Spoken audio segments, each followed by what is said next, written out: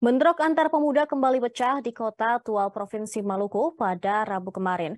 Bentrok yang melibatkan pemuda kompleks Banda Eli dan pemuda kompleks Yarlir ini menyebabkan belasan orang dilaporkan terluka, serta sejumlah rumah warga dibakar massa. Kabid Humas Polda Maluku, Kombes Polisi Muhammad Roem Ohoirat mengatakan bentrokan kedua kelompok warga itu mulai pecah pada hari Selasa 31 Januari malam dan terus berlanjut hingga Rabu pagi.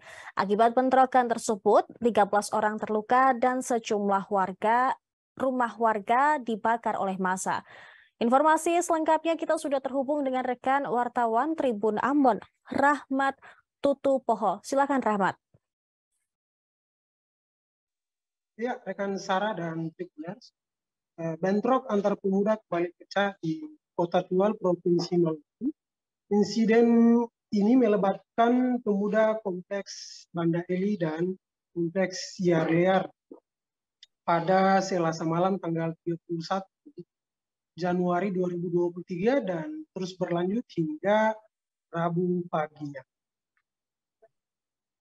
Berdasarkan penjelasan dari Kabid Humas Polda Maluku, Kombes Pol Muhammad Roem Ohoirat, dia menjelaskan bahwa kronologinya bermula saat seorang warga dari salah satu kelompok pemuda tengah duduk di kompleks tiba-tiba terkenal busur panah, dan akibat dari itu pemuda yang lainnya tidak menerima baik dan melakukan insiden balik.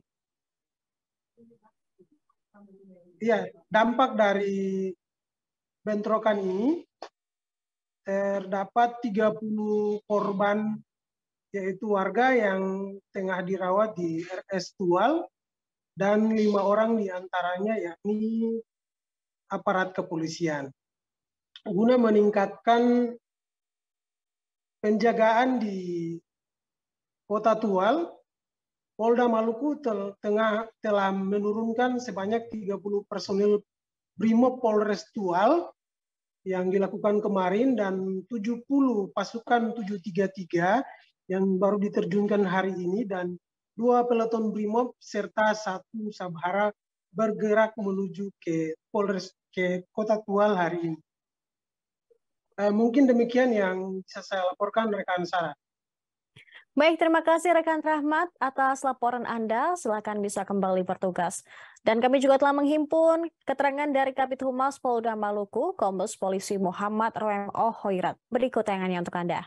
Kasus di Tual yang ini ada keterkaitan dengan kasus hari Sabtu tanggal 28 Januari lalu, di mana pada saat itu ada sekelompok orang yang sedang mabuk kemudian minum atau makan di tempat penjualan.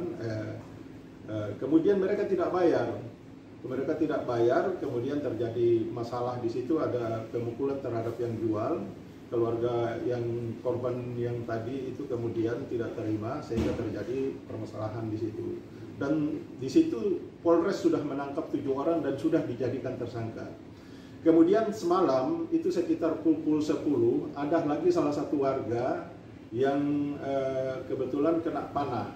Akibat kena panah ini kemudian memprovokasi kelompok warga lainnya, kemudian melakukan penyerangan ke satu kelompok lainnya. Sehingga terjadi sampai dengan tadi pagi itu masih terjadi saling serang, dan sampai siang ini perlu kita jelaskan kepada rekan-rekan semua bahwa situasi sudah kondusif. Terima kasih sudah nonton, jangan lupa like, subscribe, dan share ya.